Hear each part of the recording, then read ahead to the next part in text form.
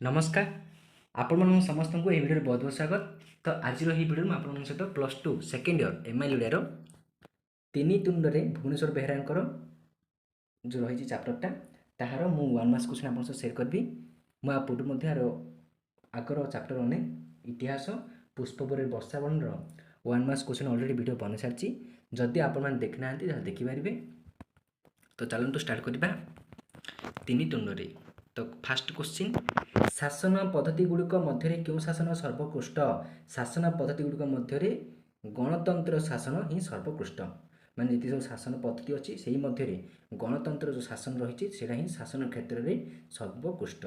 क्यों मानक द्वारा प्रचलित शासन ही गणतंत्र प्रधान और प्रकृत विशेषत्व बोली कहुपे ना गणों द्वारा प्रचलित गण मान लोक मान जनता को द्वारा प्रचलित शासन ही गणतंत्र प्रधान और प्रकृत विशेषत्व बोली कहुपे।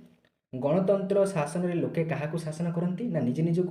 गणतंत्र शासन लोक मैंने निजे आम शासन करते। आम देश में कौन गणतंत्र चलती आम मैंने निजे निजे शासन करपर ना आम आम निजर प्रतिनिधि पाँच से प्रतिनिधि मैंने आम कम कर इनडायरेक्टली कौन कले ना निजे निजक शासन कले। नेक्स्ट देखिए, क्यों शासन में शासक और शासित एक और अभिन्न?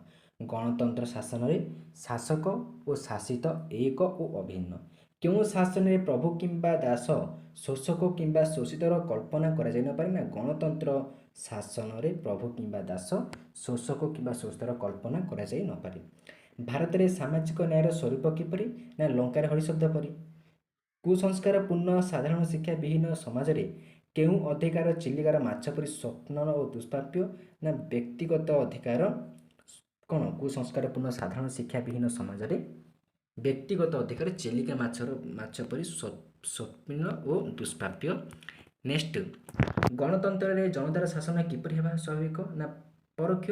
गणतंत्र जनतार शासन परोक्ष हेबा स्वाभाविक। गणतंत्र मेरुदंड कौन लोक प्रतिनिधि मनोनयन।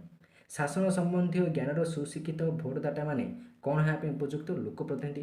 माने शासन संबंधी ज्ञान जो मैंने जानते से कौन सुशिक्षित भोटदाता माने से लोक प्रतिनिधि होगापी उपयुक्त। नेक्स्ट देखिबा, अधिकार तथा कर्तव्य ज्ञान संबंध में अज्ञ देशर जनता उपर गुण अपेक्षा देश विशेष कार्य करे ना प्रोपागंडा। बिराड़ी वैष्णव माने शासक क्षमता पाइबा लोभरे कौन होगा बाहरती ना बिराड़ी वैष्णव माने शासन क्षमता पाइबा लोभरे जनतार प्रतिनिधि होगा बाहरी पड़ती। क्या देखी गोसाई देहर गम गम झाड़ बाहर ना पाणु को देखी गोसाई देहर गम गम झाड़ बाहर। केते वर्ष न पुरले तमर बुद्धि हुए ना बोली गोसाई महाराजा प्राणु को कहते ना क्या केते वर्ष ना 60 वर्ष न पुरले तमर बुद्धि हुए ना बोली गोसाई महाराज प्राणु को कहते। नेक्स्ट देखिबा, क्या देखी पुरोहित छाती में पवन अटकी गला। क्या राधु को देखी पवन अटकीगला। देख पाणु को देखी गम गम झाड़ बाहर, राधु को देखी कौन पुरोहित छाती में पवन अटकीगला। नेक्स्ट, 4 हाथ ठेंगा धरता विराटकाय पुरुष किए ना अगाधु। तो अगाधु किए ना 4 हाथ ठेंगा धरता विराटकाय पुरुष। नेक्स्ट देखिबा, आजिर शिक्षित भोटदाता माने भोट देवा कौन होती ना उदासीन होती।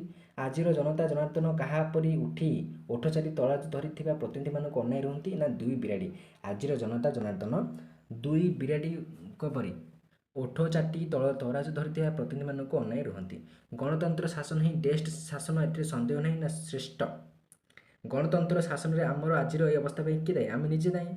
नेक्स्ट देखिबा, गणतंत्र संपर्क में अनेक कौन कह शासन पद्धति गुड़िक मध्य गणतंत्र सर्वोत्कृष्ट शासन बोली गणतंत्र संपर्क अनेक कहती ना गणतंत्र क्या कहुए ना गणतंत्र कहले गणक द्वारा गणक गणक शासन को गणतंत्र कहुए।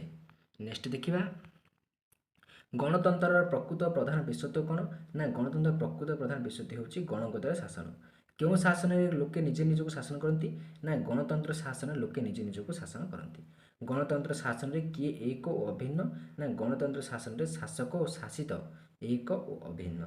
नेक्स्ट, भारत में सामाजिक न्याय माने परिकल्पना किपरि मन आम भारत जो सामाजिक न्याय रही किपरि परिकल्पना करें ना भारत में छुआ अछुआ भेदभाव एत सामाजिक न्याय लंकार हरिशब्द परी। नेक्स्ट देखिबा, गणतंत्र क्यों माने सीधा सड़क भाव में शासनकर्ता होती ना गणतंत्र जनतार प्रतिनिधि माने सीधा सड़क भाव में शासनकर्ता होती।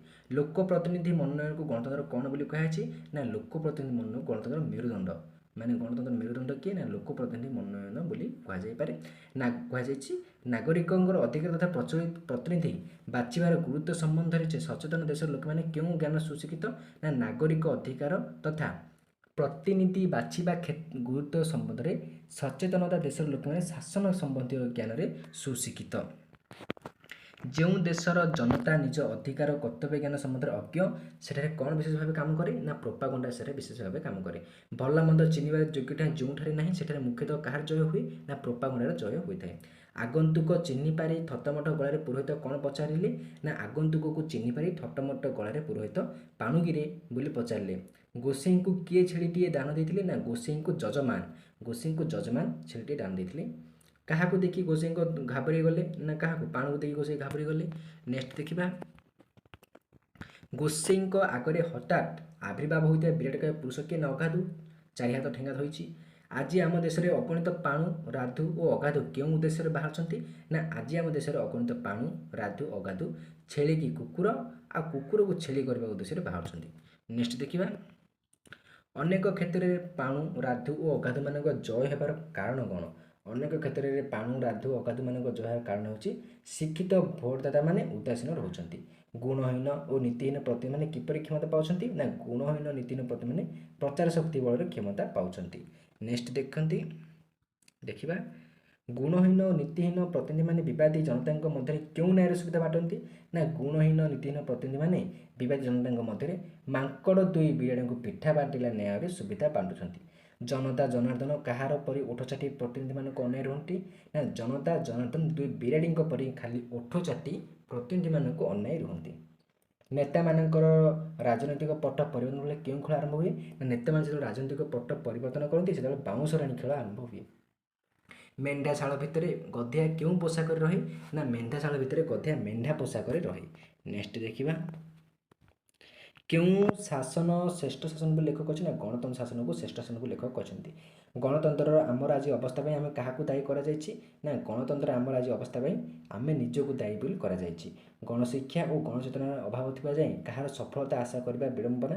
ଗଣଶିକ୍ଷା ଓ ଗଣଚେତନାର ଅଭାବ ଥିବା ଯାଏଁ ଗଣତନ୍ତ୍ରର ସଫଳତା ଆଶା କରିବା ବିଡ଼ମ୍ବନା ବୋଲି କୁହାଯାଇଛି। ତ ଏଇଥିଲା ଗଣତନ୍ତ୍ର 3 ଟୁଣ୍ଡରେ ଛେଳି କୁକୁରର କିଛି 1 ମାର୍କ କ୍ୱେଶ୍ଚିନ୍। ତ ନେକ୍ସଟ ଆମେ ଦେଖିବା ସ୍ୱାଧୀନ ଶିକ୍ଷା ଚିନ୍ତା ଗୋଲକ ବିହାରୀ ଧଳଙ୍କର। ତ ଏହିପରି ମୁଁ ଆଗକୁ ମଧ୍ୟ ଭିଡ଼ିଓ ଆଣିବି। ତ ଏହିପରି ଭିଡ଼ିଓ ପାଇଁ ଚ୍ୟାନେଲ ଯୋଡ଼ି ଯାଆନ୍ତୁ।